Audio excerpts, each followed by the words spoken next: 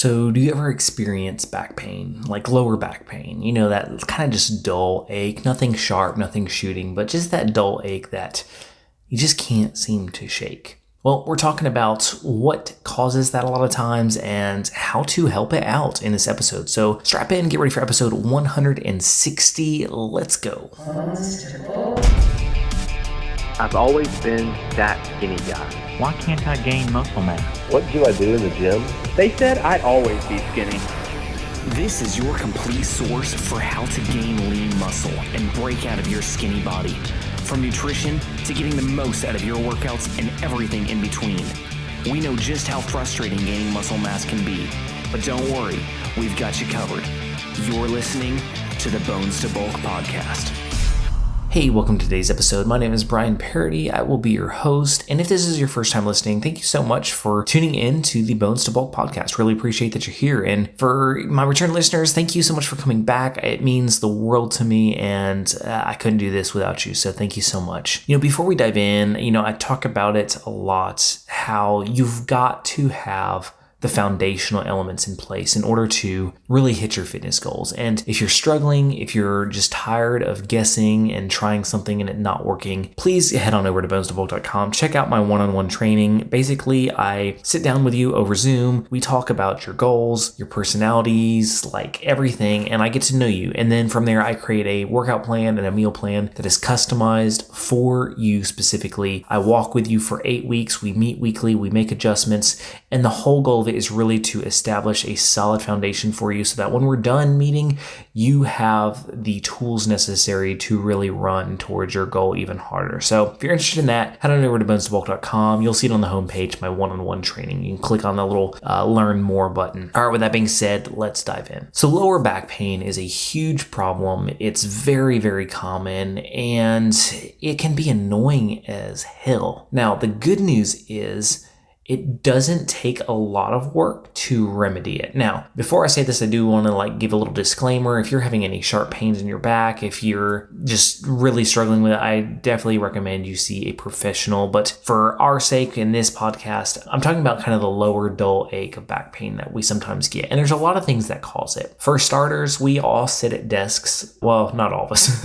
A lot of us sit at desks though. And sitting all day is terrible for our back. It really is. We weren't designed as human beings to sit all day, and so that takes its toll on us. The second thing is often our core is weak. And when I talk about the core, I'm not just talking about the abs. I'm talking about the entire core from front to back, wrapping around your body. And that includes the lower back. And so when we're weak in that area, there's more stress on it because it's weak. Our core is everything.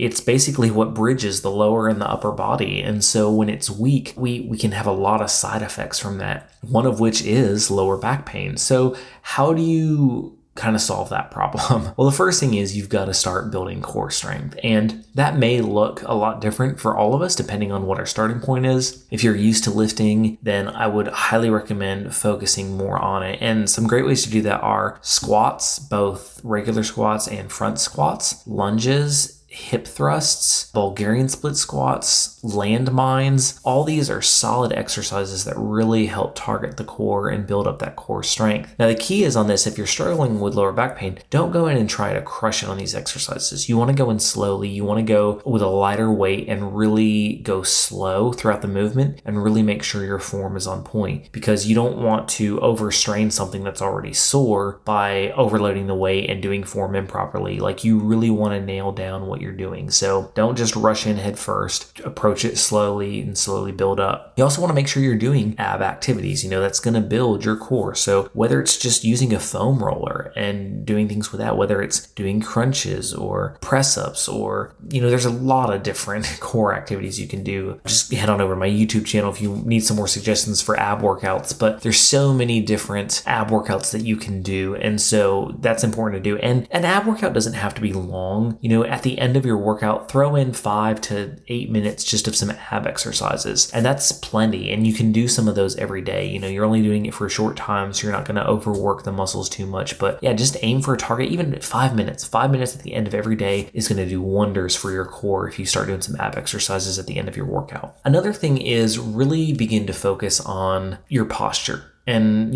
that includes how you sit in a chair. It's easy to slump. It's easy to kind of just relax in the chair and start paying more attention to your posture in your chair. I know for me, I'll catch myself. I'll be sitting and I'll be like, oh, wait, my posture sucks right now. I need to adjust, and I'll readjust. Make sure the height of your chair, your thighs should be 90 degrees when you sit in a chair. So make sure the height of your chair is correct. Make sure you have a decent chair. If you're sitting in a chair all day, even if your company won't buy you a new chair, go buy a new chair. Make the investment for yourself. If you have the option, I know a lot of times the standing desks are pretty popular now. Or if you don't have a standing desk, just put some stuff under the legs of your desk to raise it up. And that's a great way. And you don't have to stand all day, but at least, do some throughout the day, kind of switch off and on. Another great thing is get up and walk around at least once an hour.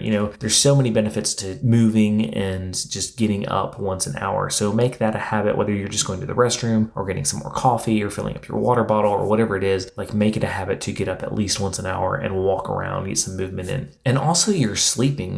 We can sleep in some very not good positions, and you really want to make sure that, you're in a good position when you sleep. Don't get contorted in some weird, crazy shape. Like, think about your posture when you sleep. Think about how your spine is when you sleep. Is it all curled up? Is it nice and straight and flat so that it can decompress from the day? Our spines, they compress throughout the day. So if you ever notice, maybe you have, no lower back pain in the morning, but when it gets to the evening, you start to feel it a little bit. That's because the spine compresses throughout the day. So any problem area that you have is going to be way more amplified at the end of the day because those discs are compressed together more. So you really want to just be aware is so crucial. When it comes to posture, when it comes to getting up and walking around, when it comes to how you sleep, being aware of what's going on. And I know we talked about being aware of what we put in our bodies on Monday's episode. So in this same way, we want to be aware of the things we're doing to our body, of the daily habits that we do. And it takes conscious thought because, we don't usually think about how we sit. We don't usually think about how we sleep because it's second nature. We've done it one way our whole life. And so